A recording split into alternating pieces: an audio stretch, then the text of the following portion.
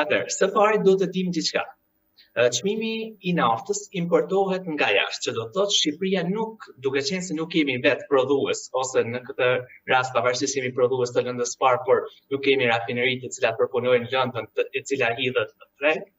Kjo nënkupton që nuk mund të përcaktojmë vetë çmimin dhe çmimin e marrim të përcaktuar, i cili përcaktohet në bursat ndërkombëtare. Sa herë që çmimi rritet jashtë, kjo pasqyrohet edhe në tregun shqiptar. Dhe sa herë që zbritet çmimi jashtë, duhet të pasqyrohet po ashtu në tregun shqiptar. Çfarë ndodh? Rritja e çmimit pasqyrohet menjëherë, drejt për drejtë, sepse prek kryesisht të ardhurat e gjitha bizneseve dhe prandaj pasqyrohet menjëherë. Ndërkohë që zbritja, për shkak të fenomeneve që distributorët në Shqipëri mund të përcaktojnë se kanë magazina apo janë furnizuar me çmim më të lartë, nuk e ulin menjëherë çmimin. Arsyeja pse çmimi rritet në Shqipëri më shumë krahasimisht me vendet e tjera tregohet dhe përcaktohet kryesisht nga taksat që ne kemi shtesë krahasuar me vendet e tjera. Përkatësisht një nga taksat e cila është më shumë dhe është shtesë krahasuar me vendet e tjera është taksa e qarkullimit, e cila është 27 lekë. Dhe pikërisht kjo taksë krijon edhe diferencën me vendet e tjera dhe krijon edhe diferencat të kryesisht me Kosovën apo vendet e tjera rrethuese. Nga ana tjetër, a kemi të bëjmë me një treg të lirë apo me një oligopol të heshtur që mban çmime të larta në Shqipëri? Shiko, nafta në Shqipëri gjithmonë ka qenë problem për shkak edhe të pjesës së furnizimit, duke qenë se disa kompani kanë kontroll të saj. Pra në një farë mënyrë kemi një oligopol ku disa nafta apo shitja e naftës përqendrohet tek disa kompani. Por nga ana tjetër ne mund të themi që tregu i pakicës është i lirë, sepse ne zgjedhim ku të blejmë, zgjedhim cilësinë, zgjedhim po ashtu edhe çmimin. Problematika kryesore qëndron tek taksat e shtetit, sepse nëse ne krahasojmë diferencën e çmimit të naftës para le të themi luftës në Iran mes Shqipërisë dhe Kosovës, ka qenë rreth mbi 50 lekë, pra 50 deri 60 lekë. Ndërkohë që sot ka zbritur në 30 deri në 40 lekë, që do të thotë edhe vetë marzhi i kompanive në Shqipëri në fakt është ulur, por diferenca krijohet përkatësisht dhe pikërisht për shkak të taksës së qarkullimit e cila është shtesë në Shqipëri. Dhe pastaj mos harrojmë që taksës së qarkullimit, siç edhe akcizës, i shtohet edhe vetë vlera e TVSH-s, që nënkupton që kemi përpasojë dy fish taksë. Kjo ndodh dhe në vendet e tjera, por vlera e TVSH-s shtohet vetëm mbi taksën e akcizës, duke qenë se taksa e qarkullimit nuk ekziston në formën atë valorant siç ndodh në Shqipëri, që kemi në litër për karburanti. Ndërkohë nga ana tjetër, zoti Brasha, kemi dhe efektin zinxhir që kur rritet nafta, rritet dhe çdo lloj prodhim tjetër ose shërbim në Shqipëri. Përkatësisht në 3 javët e fundit në fakt ka patur një rritje të ndjeshme përsa i përket tregut të fruta perime, po marrë këto si produktet bazë. Ndërkohë, Ministria e Ekonomisë në deklaratë e fundit për media shprehu që ne po vazhdojmë të monitorim tregun, por akoma nuk po marrin një indicie. Si ka mundësi që vendet e tjera të Bashkimit Evropian, po marrë këtu Spanjën, Italinë, Francën, ka marrë një paketë madhe, ndërkohë Shqipëria akoma pa një paketë? Për fat të keq Shqipëria në përgjithësi jo se në gjendër e pa përgatitur, sepse gjitha vendet janë gjendër të pa përgatitura, por nuk ka marrë asnjë masë mbështetëse, qoftë për fermerët, qoftë për transportin publik, apo qoftë për shërbimet të tjera të cilat prekin drejt për së drejti konsumatorin apo drejt për së drejti qytetarët shqiptar. Çfarë ndodh? Për fatin tonë të keq, nafta apo rritja, ndryshimi i çmimit të naftës pasqyrohet në të gjitha çmimet e shërbimeve dhe të produkteve, qoftë ushqimore apo jo. Që do të thotë, nafta drejt për së drejti ndikon në transportin.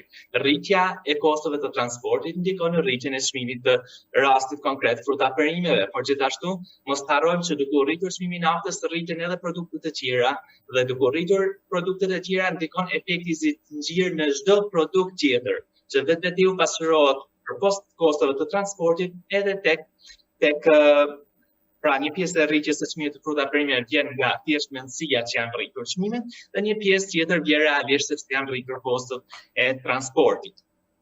Tani, qeveria shqiptare për fat keq nuk ka subvencionuar as fermerët, nuk ka subvencionuar as kostot e transportit dhe për fat keq kemi deri më tani vetëm një ulje të akcizës e cila është vetëm në rastin kur kemi mbi një nivel të caktuar të çmimit të naftës, që është ulje me 20%.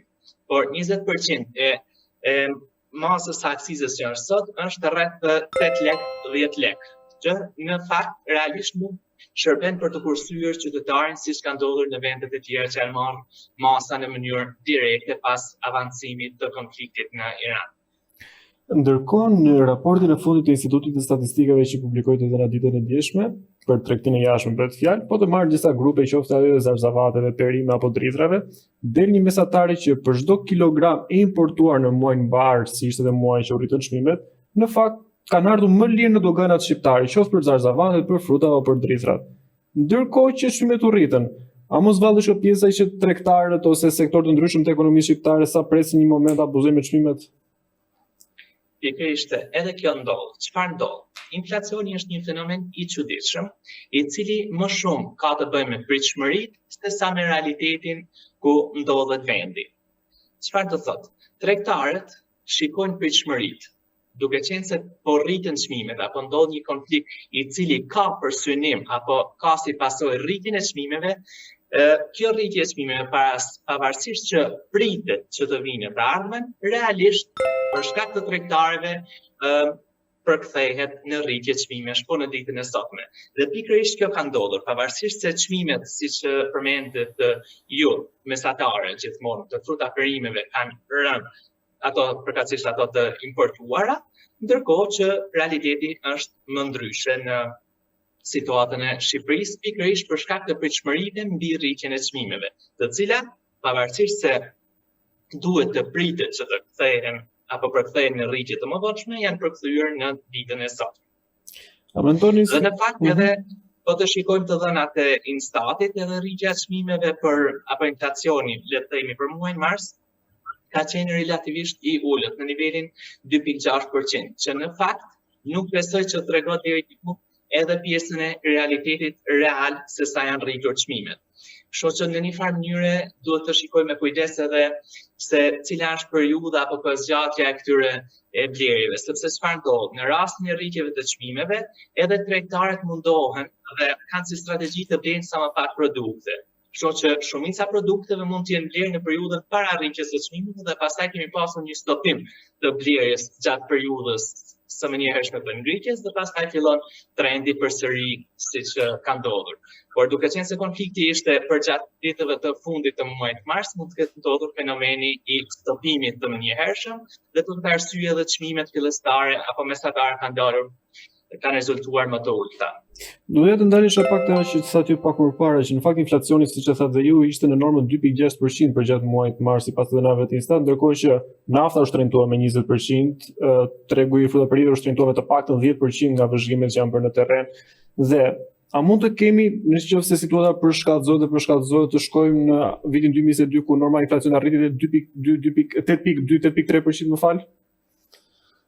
Padyshim që situata e luftës që ndodhi në vitin 2022, luftës në Ukrainë, apo qoftë ajo indikuar sepse ndikoi bashkërisht bashkë me Covidin, e cila çoi në situata 8.9% siç përmendet ju në muajin caktuar dhe mesatarisht në 6.9 apo 7% për gjatë vitit. Kjo situatë mund të ndodhë realisht përsëri edhe gjatë këtij viti.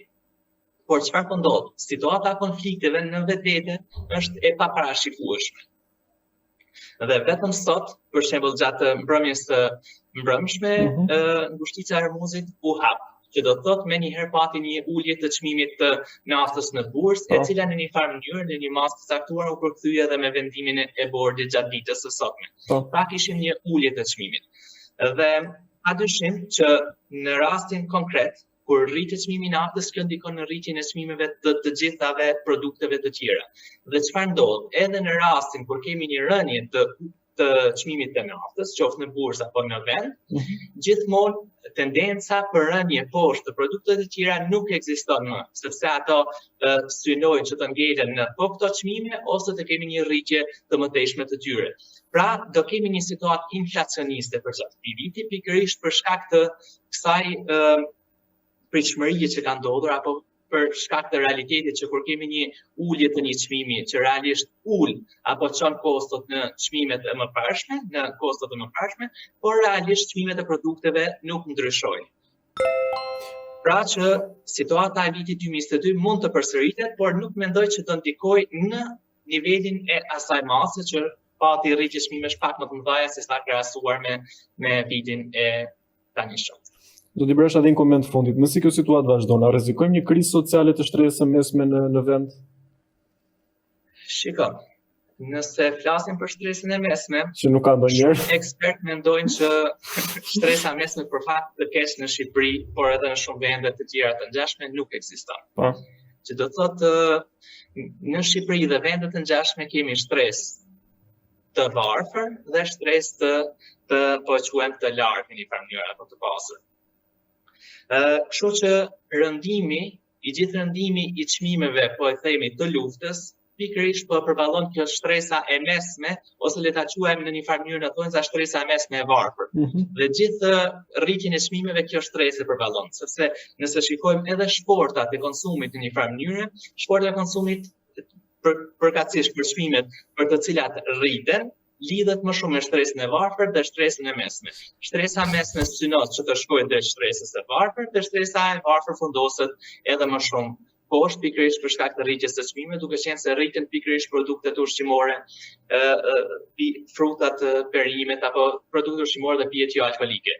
Që do të thotë, pjesa e shpenzimeve e shtresës së mesme dhe shtresës së varfër që shkojnë pikërisht për këto produkte është shumë më e lartë se sa e shtresës së pasur. Kështu që gjithë barra në një farë mënyre e shpenzimeve apo e rritjes së çmimeve përballohet pikërisht nga shtresa e varfër dhe shtresa e pasur.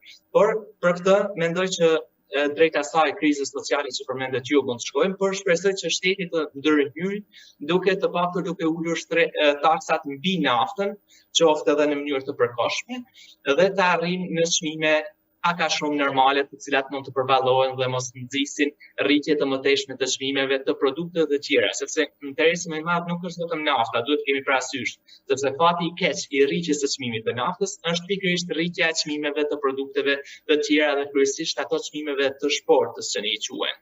Pra, çmimet e konsumit të përditshëm. Dhe nëse qeveria ne pam që në muajin mars për fat të mirë në një farë mënyrë, por në fakt është fat i keq, të ardhurat e buxhetit të shtetit u rritën. Dhe pse ndodhi kjo rritje e buxhetit të shtetit? Sepse çmimet u rritën. Çfarë do të thotë çmimet? Çmimet u rritën, TVSH-ja është mbi çmimin total dhe për shkak të rritjes së TVSH-s dhe akcizës mbi naftën, patëm edhe rritje të ardhurave në buxhetin e shtetit. Dhe pikërisht këto të ardhura në buxhetin e shtetit, unë mendoj që ato janë bërë për të përkthyer në shërbime dhe në funksion të qytetarëve. Kështu që përderisa këto të ardhura në këtë rast po dëmtojnë qytetarin, më mirë është të lihen tek qytetari, pra të mos merren që në fillim dhe nuk ka nevojë pastaj për të kompensuar më vonë. Pra, në mënyrë të përkohshme, qeveria duhet të marrë masa për lehtësimin e barrës fiskale të paktën mbi naftën. Dhe ndoshta duhet shqyrtuar edhe mbi shportën bazë, produktet e konsumit të përditshme për të përballuar jetesën shtresa më e varfër e popullsisë.